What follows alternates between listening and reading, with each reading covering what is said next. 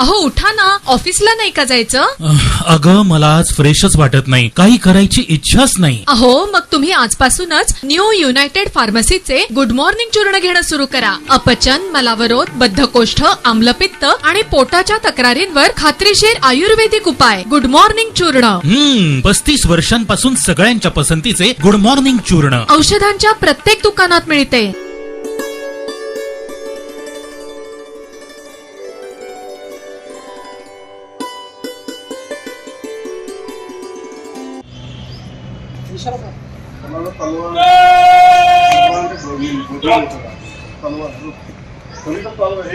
Officers platoon उभा.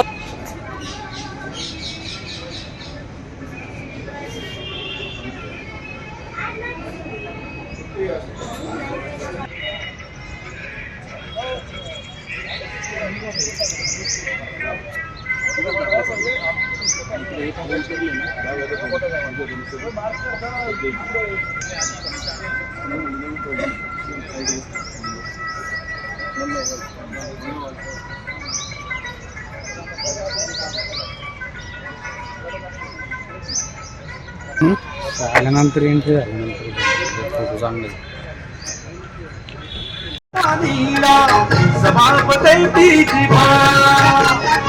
सह्याद्रीचा सिंह गर्जतो शिवशंभू राजा.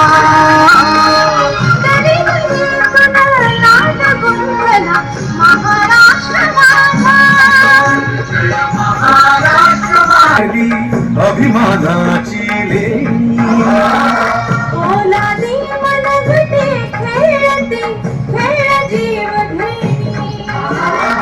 दारिद्र्याचा पुन्हा शिवरा महाराष्ट्र माझा. जय जय महा.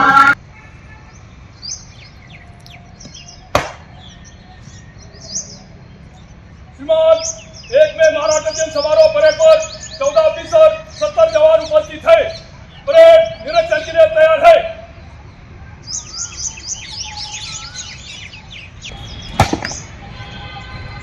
परेड निकटला चाल. परेड परेड सामने नेक.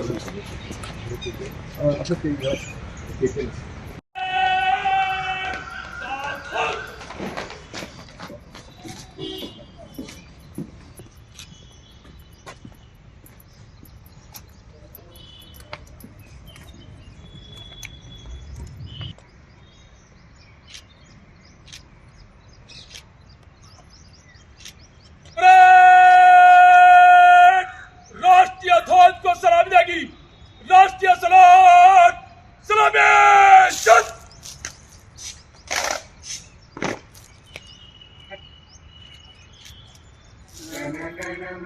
अधिनायक जय हे भारत भाग्य विधाता. मराठा द्राविड उत्कल बंगा.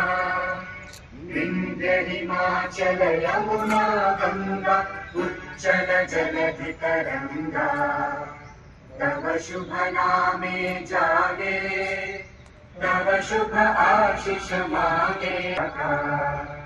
जन गण मंगल दायक जय हे भारत भाग्य विधाता. जय हे जय हे जय हे जय जय जय जय हे.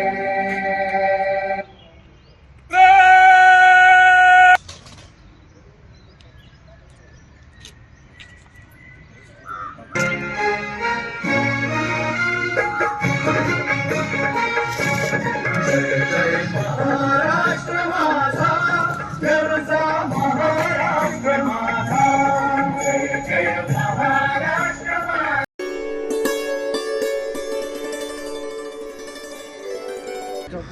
जे वक्तव्य केलं परवाच्या सभेमध्ये, तर त्याच्यावरून बऱ्याच काही प्रतिक्रिया उमटत आहेत शरदचंद्र पवार पक्षाकडून. मला त्याच्याबद्दल यत्किंचितही माहिती नाही. मी त्या सभेत होतो. त्याच्यामध्ये कुणाला उद्देशून म्हणाले ते मला काही माहिती नाही आहे. मी पुढच्या सभेत ज्यावेळेस पंतप्रधानांच्या समवेत मला उपस्थित राहण्याची संधी मिळेल त्यावेळेस मी पंतप्रधानांना विचारीन की पंतप्रधान साहेब, आपण जे काही भटकता आत्म्याचा उल्लेख केला तो तुम्हाला डोळ्यासमोर ठेवून केलाय का, आणि त्यांचं ऐकून मग मी तुम्हाला उत्तर देतो. राज्यातल्या ज्या निवडणुका आहेत जवळपास 3 टप्प्यामध्ये होतात. पवारसाहेब 3 नाही रे बाबा, 5. पवारसाहेब असं म्हणाले की इतर राज्यांमध्ये 1 ते 2 टप्प्यांमध्ये निवडणुका होऊ शकतात. तेवढ्याच टक्केच्या जागा आहेत तरी सुद्धा महाराष्ट्रामध्ये 5% करण्याची वेळ का आहे? माझ्या माहितीप्रमाणे जे माझं थोडंसं ज्ञान आहे त्या ज्ञानाच्या पद्धतीनं म्हणजे माहितीनं निवडणूक आयोग ह्याला स्वायत्तता दिलेली आहे आणि निवडणूक आयोगाने किती टप्प्यामध्ये निवडणुका घ्याव्या हा सर्वस्वी त्यांचा अधिकार आहे. त्याच्यामध्ये दुसरं कुणी लुडबुड करू शकत नाही. आजपर्यंत अनेक निवडणुका आपण पाहिलेल्या आहेत. त्या अनेक निवडणुकांच्यामध्ये एका वेळेस निवडणुका येतात तेव्हा स्टाफ वगैरे त्या सगळ्याच गोष्टीचा विचार करून निवडणूक आयोग ते ठरवतं. आपल्या महाराष्ट्रामध्ये 5 टप्प्यामध्ये घेतलेले आहेत, देशामध्ये 7 टप्प्यामध्ये आहे. आता हा प्रश्न आपण निवडणूक आयोगालाच विचारू शकता. संघाबाबत काय निर्णय होतोय? छगन भुजबळांना गिरीश महाजन भेटत आहेत, नक्की कोण ही जागा लढवणार आहे? आपण पक्षाचे प्रमुख आहात. त्या संदर्भामध्ये आमची चर्चा चालू आहे. योग्य तो निर्णय लवकरच होईल. मीर कोटेच्या यांच्या रॅलीवर दगडफेक करण्यात आली आहे. कुठे? मीर कोटेच्या मुंबईमध्ये. मी पेपरला सकाळी बातमी ती वाचली, परंतु ती बातमी वाचली आणि मी गाडीत बसून इकडे आलो कारण 7:45 वाजले होते. मी आता गेल्यानंतर वीर कोटेशनशी पण बोलीन आणि माहिती पण घेईल किंवा नक्की काय झालेलं आहे.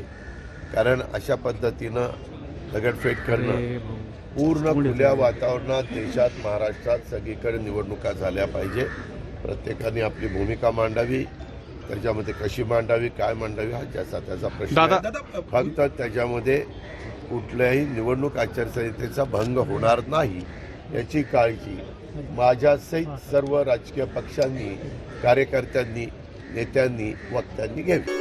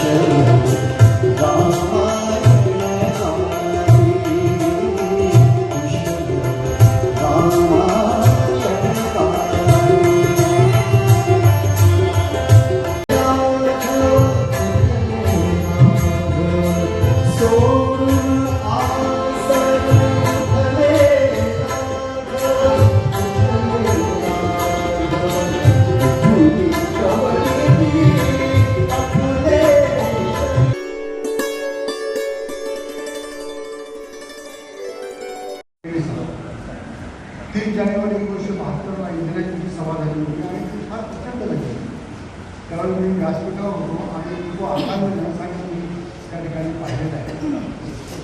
पण दुर्दैव म्हणजे आत्ता असा गेल्या 52 वर्षात कुणाला दिलेलं ते रेसकोर्सचं मैदान मिळालं त्यावर काही तक्रार नाही. पण त्यांचा एवढा मोठा अपेक्षा उभं झाला की आपण सर्वांनी पाहिलं की त्या मैदानाच्या अर्ध्यापेक्षा फार मोठ्या प्रमाणात खुर्च्या रिकाम्या होत्या आणि जे उरलेले लोक होते ते इकडून तिकडे जात होते. म्हणजे याचा अर्थ गेल्या 10 वर्षातला आदरणीय प्रधानमंत्री मोदींचा या देशातल्या सामान्यातल्या सामान्य नागरिकाला जो अनुभव आला आणि त्यांनी जे एक प्रकारचे विस्मरित मोदी हे मुमकिन आहे ते कसं फसवं आहे आणि कशी जुमलेबाजी आहे ते त्यांच्या भाषणामधून सिद्ध झालेलं असल्यामुळं त्याला जसा प्रतिसाद त्यांना अपेक्षा होता तो संपूर्ण अपेक्षा बदलून हा भारतीय जनता पक्षाचा त्यांच्या उमेदवाराचा झालेला आहे. हे या शहरातल्या महाराष्ट्रातल्या विविध माध्यमातून असंख्य लोकांनी पाहिलेलं आहे. ते तुम्ही त्या ठिकाणी पाहिलेलं आहे. दुसरा भाग असा की दुर्दैवानं एक फक्त मुद्दा आपल्याला सांगतो तो तुम्हाला सर्वांना माहिती की 1952 पासून आत्तापर्यंत लोकसभा निवडणुका झाल्या. या देशाच्या अत्यंत उत्तुंग वक्तव्य असलेले प्रधानमंत्री कोणत्याही लोकसभेच्या निवडणुकीला किंवा विधानसभेच्या निवडणुकीला एखाद्या राज्याचा आकार फार तर 5 किंवा 6 सभा यापेक्षा कोणत्याही पंतप्रधानांनी यापेक्षा अधिक सभा घेतल्या. इंदिरा गांधी तर अगदी महाराष्ट्रामध्ये 5-6 जास्तीत जास्त 7 तेवढ्यामध्ये संपूर्ण